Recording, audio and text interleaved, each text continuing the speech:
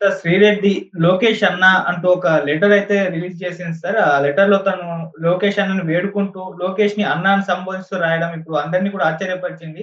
అసల ఏముంది ఆ లెటర్‌లో? మరి లోకేష్ అన్న ఇప్పుడన్నా 'శ్రీరెడ్డిని' వదిలేస్తాడా? జైలుకి పంపిస్తాడా? ఏం చేసే అవకాశం ఉంది? ఆ లెటర్‌లో ఏముంది? లోకేష్ అన్నకు ప్రియమైన చెల్లెలు శ్రీరెడ్డి రాసిన లెటర్ ఇప్పుడు వైరల్ అవుతుంది. ఎందుకంటే మనకి రాజకీయాల్లో అనేక విచిత్రాలు చోటు చేసుకుంటుంటాయి. ఒకప్పుడు లోకేష్‌ని బండబూతులు తిట్టి, లోకేష్‌ని, బ్రాహ్మణిని, చంద్రబాబు నాయుడిని, భువనేశ్వరిని, ఆ ఫ్యామిలీలో అందరిని, అట్లాగే పవన్ కళ్యాణ్‌ని, ఆహ్, అనితని ఇలాగా తెలుగుదేశంలో ఉన్న మేజర్‌గా వాళ్ళని రోజు తిట్టడమే పని. నిజానికి శ్రీరెడ్డి వైసీపీలో ఉందా లేదా కూడా ఎవరికి తెలియదు గానీ, ఆమె జగన్‌ని తన నాయకుడిగా ఆమె ఎంచుకొని వైసీపీలో జాయిన్ అవ్వాలని ఆమె సీరియస్‌గా ట్రై చేసింది. కానీ ఆమెకు అదేదో సామెత ఉంది. వ్రతం చెడ్డ ఫలితం దక్కలేదని. సో, అలాగా ఆమెకు అటు వైసీపీలో చోటు రాలేదు. ఇటు ఈ తెలుగుదేశంతో పవన్ కళ్యాణ్‌తో వైరం పెంచుకుంది. అంటే ముందు నుంచి కూడా శ్రీరెడ్డి ఒక దుందుడుగ్గా మాట్లాడడం, బూతులు మాట్లాడడం, అగ్రెసివ్‌గా మాట్లాడడం. నిజానికి ఆమె నేను చాలా సార్లు ఆమె బయోగ్రఫీ కూడా చెప్పాను. ఆమె ఒక విక్టిమ్ ఆమె. అంటే ఒక తెలుగు సినిమా రంగంలో ఉండే కాస్టింగ్ కోచ్. అంటే నే మహిళలకు ఏదైనా సినిమా ఛాన్స్ ఇచ్చినప్పుడు వాళ్ళు సెక్సువల్ ఫేవర్స్ ఇస్తేనే వాళ్ళకి ఛాన్స్ ఇస్తారు. దాన్ని మనం కాస్టింగ్ కోచ్ అంటాం. అది దానికి ఈమె బలైంది యాక్చువల్‌గా. తన జీవితం దానికి యాక్చువల్‌గా ఆమె 'సాక్షిలో' యాంకర్‌గా ఉన్నింది. అదే కంటిన్యూ అయ్యుంటే ఆమె మంచి యాంకర్‌గా ఇవాళ ఉండేది. అక్కడి నుంచి ఆమె రాజకీయాల్లోకి కూడా పోవడానికి ఈజీ అయ్యుండేది. కానీ ఆమె ఈ హీరోయిన్ అవ్వాలనే కోరిక. ఆ కోరికను ఉపయోగించుకొని చాలామంది ప్రొడ్యూసర్‌లు, డైరెక్టర్‌లు, ప్రొడ్యూసర్‌ల కొడుకులు, హీరోలు ఇలాగా ఆమెను ఉపయోగించుకొని ఆహ్, ఒక హామీలిచ్చి దాని తర్వాత ఆమెను వదిలిపెట్టేయడం. దాంతో ఒక కక్ష పెంచుకుందాం. కక్ష పెంచుకొని ఒక బిట్టర్‌నెస్ లైఫ్‌లో ఉంది. దాని నుంచి నేనింక కోల్పోవడానికి ఏమీ లేదు నా దగ్గర. కాబట్టి ఫైట్ చేద్దాం అని జెప్పి ఆమె బయటికొచ్చింది. నిజానికి అది దాన్ని అందరూ అప్పట్లో అప్రిషియేట్ చేశారు. అనేక మహిళా సంఘాలు ఆమెకు సపోర్ట్‌గా నిలబడ్డాయి. ఆ రూట్‌లో వెళ్ళుంటే గూడా ఆమెకి ఇదుండేది. బట్ అక్కడ నుంచి ఏమైందంటే ఒక రకమైన మేబీ ఆహ్, ఈమెకి భయపడి కొంతమంది డబ్బులు ఆఫర్ చేసుండొచ్చు. ఇంకొకటి జరిగుండొచ్చు. దాని నుంచి ఆమెకేమర్థమైందంటే, మనం బ్లాక్‌మెయిల్ చేస్తే డబ్బులొస్తాయి అనే యాంగిల్‌కి ఆమె ఎళ్ళిపోయిందని చెప్తున్నారు. మరి ఆమె బ్లాక్‌మెయిల్ చేసిందా? నిజంగా డబ్బులొచ్చాయా మనకు తెలీదు గానీ, చాలా మందిని బ్లాక్‌మెయిల్ చేసే కైండ్ ఆఫ్ ఆమె మాటలైతే మనకి పబ్లిక్ డొమైన్‌లో ఉన్నాయి. నేను నీ చాటు బయట పెడతా, నేను వాడి బండారం బయట పెడతా ఇలాగ మాట్లాడడం అయితే మనం చూసాము.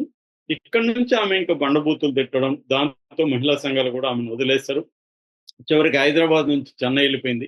అక్కడైనా ఆమె ఒక కొత్త ఇండస్ట్రీకెళ్ళింది. అక్కడ ట్రై చేసుకొని తన అనుభవాలతో అక్కడ నిలదొక్కునే ఒక పాజిటివ్ దీంట్లోకి వెళ్ళకుండా ఆమె నెగెటివ్ దీంట్లోనేకే వెళ్ళి విపరీతంగా అసలు అంటే వైసీపీ ఈ క్యాడర్‌లో లేకపోతే వైసీపీ సోషల్ మీడియాలో కొంతమంది చాలా అగ్లీగా తెలుగుదేశం నాయకుల్ని, మహిళల్ని ఇప్పుడు చంద్రబాబు స్థాయి నాయకుడు ఆయనకి 45 ఏళ్ల రాజకీయ అనుభవం ఉంది. 75 ఏళ్ళు. ఆ స్థాయి నాయకుడు అతి దారుణంగా ఏడ్చాడంటే ఆయన ఎంతో హర్ట్ అయ్యుంటే నటించలేదు గదా! ఆయన. ఖచ్చితంగా ఏడ్చాడు, హర్ట్ అయ్యాడు.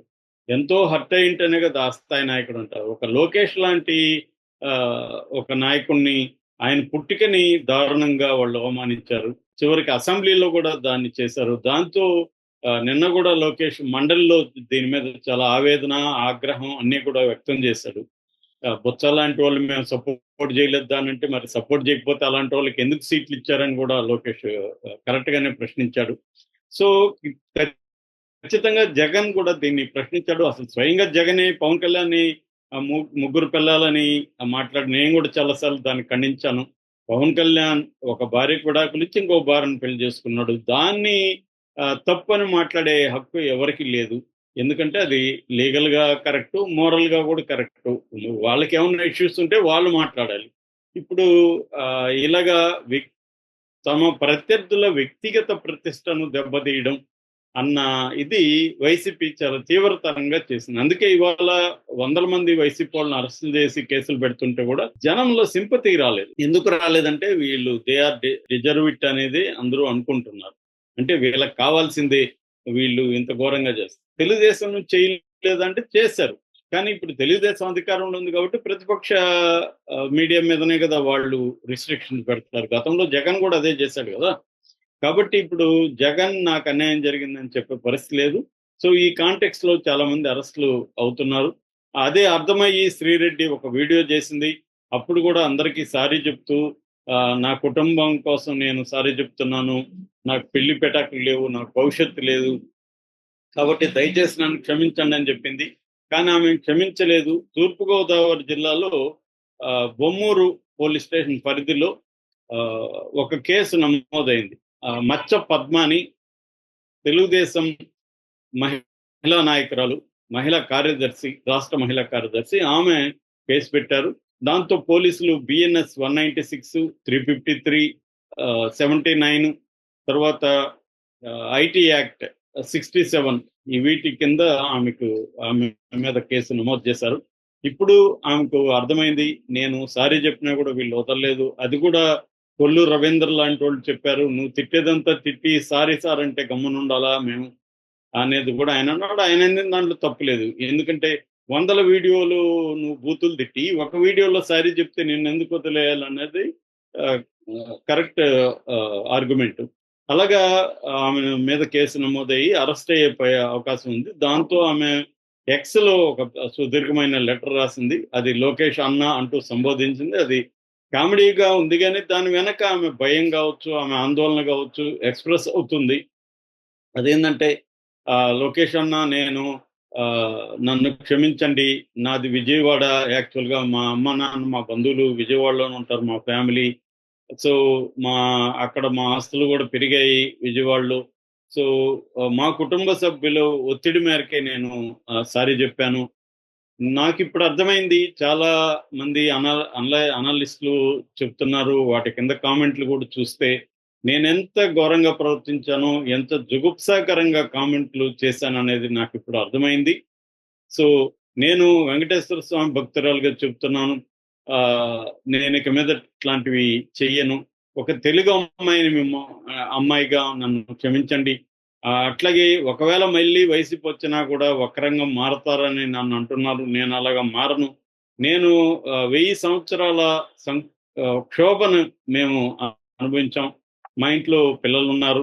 సో ముగ్గురి జీవితాలు ఇబ్బంది పడతాయి, కాబట్టి నన్ను క్షమించండి అనేది ఆమె ప్రధానంగా. లేక దీనికైతే లోకేష్ స్పందించలేదు. యాక్చువల్గా వాళ్ళ ఫ్యామిలీ మెంబర్స్ లోకేష్ డైరెక్ట్ గా కలిసి మాట్లాడమని చెప్పారని చెప్తున్నారు. కానీ నాకు ఆ స్థాయి లేదు అని కూడా ఆమె అనింది. ఎందుకంటే లోకేష్ ఎందుకు కలుస్తాడు? రామ్ గోపాల్ వర్మే ఎన్నికలకు ముందు లోకేష్ ని కలిసి సారీ చెప్దామని చాలా ట్రై చేశాడనే వార్తలు వచ్చాయి. కానీ రామ్ గోపాల్ వర్మకి లోకేష్ అపాయింట్మెంట్ ఇవ్వలేదు. దాని మీద నేను కూడా అప్పుడు వీడియో చేశాను. అంటే మనం ఎప్పుడు కూడా గుర్తుంచుకోవాల్సింది ఏంటంటే, అధికారం అనేది పర్మనెంట్ కాదు. అధికారం పర్మనెంట్ అనుకొని మనమే అధికారంలో ఉంటాం, లేకపోతే మన వాళ్ళే అధికారంలో ఉంటారని ప్రత్యర్థులని ఇలా వేధిస్తే ఖచ్చితంగా ఏదో ఒక రోజుకి అదే కర్మ రిటర్న్స్ అంటారు. ఆ కర్మ అనేది, కర్మ అంటే ఏంటి? నువ్వు చేసిన కార్యక్రమాలు ఏవైతే నువ్వు చేసింటావో దానికి ఫలితం. ఒకప్పుడు కర్మ అంటే ఈ జన్మలో చేసిన కార్యాలకి నెక్స్ట్ జన్మలో ఫలితం అనిపిస్తాం అని చెప్పేవాళ్ళు ఇండియన్ కర్మ సిద్ధాంతంలో. కానీ ఇవాళ ఈ జన్మలోనే మన అధికారం పోగానే మనం కర్మ అనుభవించాల్సిన పరిస్థితి ఇవాళ ఏర్పడింది. ఇది మరి తెలుగుదేశం వాళ్ళు కూడా గుర్తుపెట్టుకోవాలి. రేపొద్దున వైసీపీ అధికారంలోకి వస్తే తెలుగుదేశం వాళ్ళని ఇంతకు రెట్టించిన రెవెంజ్తో వాళ్ళు ప్రతీకారం తెచ్చుకుంటారు. అందువల్ల ఇది మంచిదే ఒక రకంగా. అంటే చంద్రబాబు కక్షపూరితంగా చేసినప్పటికీ ఒక రకంగా ఈ చర్చ కానీ ఇదంతా మంచిదే. ఇప్పుడు తెలుగుదేశం వాళ్ళు చేస్తున్నది కూడా వాళ్ళు బయట పెట్టారు గతంలో. కాబట్టి బయట పెట్టేటప్పుడు ఎప్పుడు సెల్ఫ్ క్రిటికల్ గా ఉండాలి. అంటే ఆత్మవిమర్శ చేసుకోవాలి. జగన్ ఏం చేసుకోవాలి? అవును, మా వాళ్ళది తప్పే, నేను బాధ్యత వహిస్తున్నాను, మా వాళ్ళ మీద కేసులు పెట్టడం నేను వ్యతిరేకించను, ఎందుకంటే నేను కూడా గతంలో పెట్టాను. కాబట్టి ఈ రివెంజ్ అనేది కరెక్ట్ కాదు. నేను మా వాళ్ళకి చెప్తాను ఇక మీద పెట్టొద్దని, మీరు మీ వాళ్ళకి చెప్పండి అని కన్స్ట్రక్టివ్గా జగన్ మాట్లాడాలి. అది వదిలేసి జగన్ మళ్ళీ రాజ్యాంగము, న్యాయము, హక్కులు ఇవన్నీ మాట్లాడితే కామెడీగా ఉంటుంది జగన్ లాంటి వాడు. ఎందుకంటే తన పరిపాలనలో ఇవేవి అతను పాటించలేదు కదా. అప్పుడు మాట్లాడుంటే ఓకే. అప్పుడేవి పాటించకుండా ఇవాళ పాటిస్తే ఎలాగా? మొన్న సాక్షాత్తు హైకోర్టు జడ్జి ఏం చెప్పారు? నేను బ్లాంకెట్ ఆర్డర్ ఇవ్వలేను, వీళ్ళందరి మీద కేసులు పెట్టొద్దని. తప్పేముంది కేసులు పెడితే? జడ్జిల్ని ఇలాగ మాట్లాడారు కదా. జడ్జిల్ని రెండు పార్టీల్లో వైపు ఉన్న వాళ్ళు మాట్లాడారు కరెక్ట్గానే, ఖచ్చితంగానే. కానీ వైసీపీలో ఉన్నప్పుడు తెలుగుదేశం వాళ్ళ మీద కేసులు పెట్టారు, తెలుగుదేశం ఉన్నప్పుడు వైసీపీ వాళ్ళ మీద కేసులు పెడుతున్నారు. అంతకంటే తేడా లేదు. కాకపోతే చంద్రబాబు చాలా ఆర్గనైజ్డ్ గా పెడుతున్నాడు కాబట్టి, ఎక్కువ మందిని అరెస్టులు చేస్తున్నారు కాబట్టి ఒక హంగామా క్రియేట్ అయింది. సో ఇప్పుడు మరి శ్రీరెడ్డి ఆమె సారీ చెప్పితే మాత్రం, ఇప్పుడు తప్పు చేసి ఎవరినో మనం నరికేసో చంపేసో సారీ సార్ నేను ఇక మీద చేయనంటే కోర్టు వదులుతుందా? కాబట్టి ఆమె లీగల్ ప్రాసెస్ ని ఎంచుకోవాల్సిన ఆమెకు కూడా తెలుసు. నాకు తెలిసి ఏంటంటే ట్రై చేస్తుంది, ఒకవేళ ఏమన్నా నన్ను క్షమిస్తారేమో అని. నాకు తెలిసి ఆమెని లోకేష్ క్షమించే అవకాశం లేదు. ఎందుకంటే ఆయన రెడ్ బుక్ లో కానీ, రెడ్ బుక్ అనేది ఒక సింబాలిక్ తప్ప అదేమి రెడ్ బుక్ అని కాదు. ఏదేమైనా కొంతమంది తన అధికారంలోకి వచ్చినాక వీళ్ళ సంగతి చూడాలని ఆయన ఎప్పుడో డిసైడ్ అయి ఉంటాడు. ఎందుకంటే లోకేష్ కూడా ఎంతో క్షోభ అనిపించాడు. ఎవరినైనా నీ పుట్టుక సరిగ్గా లేదు, నీ పుట్టుక వెనక్కి ఉంది, అది ఉందని చెప్పినప్పుడు బాధ కలుగుతుంది. తల్లిని అలా మాట్లాడితే ఏ కొడుకు కూడా సహించలేడు. కాబట్టి ఇవాళ లోకేష్ అధికారంలో ఉంది కాబట్టి అది చేస్తున్నాయి. కాకపోతే ఏంటంటే తెలుగుదేశం వాళ్ళకి కూడా ఈ ప్రశ్నలు ఎదురవుతాయి. మరి మీ పార్టీలో ఉన్నోళ్ళు జగన్ ఫ్యామిలీ మీద, విజయమ్మ మీద ఇలాగ మాట్లాడినప్పుడు వాళ్ళని ఎందుకు ఉపేక్షిస్తున్నారన్న ప్రశ్న తెలుగుదేశానికి కూడా ఎదురవుతుంది. దానికి కూడా వాళ్ళు ఆన్సర్ ఇవ్వాలి. ఆల్రెడీ చంద్రబాబు మా వాళ్ళు చేస్తే కూడా నేను క్షమించను అన్నాడు. అది రైట్ స్టేట్మెంట్. దానికి ఆయన కట్టుబడి ఉండాలి. అది ఆచరణలో కూడా ఆయన ప్రూవ్ చేయాలి. ఏదేమైనా ఇప్పుడు శ్రీరెడ్డి తన ప్రవర్తనకి ఆమె మూల్యం అయితే చెల్లించాలి.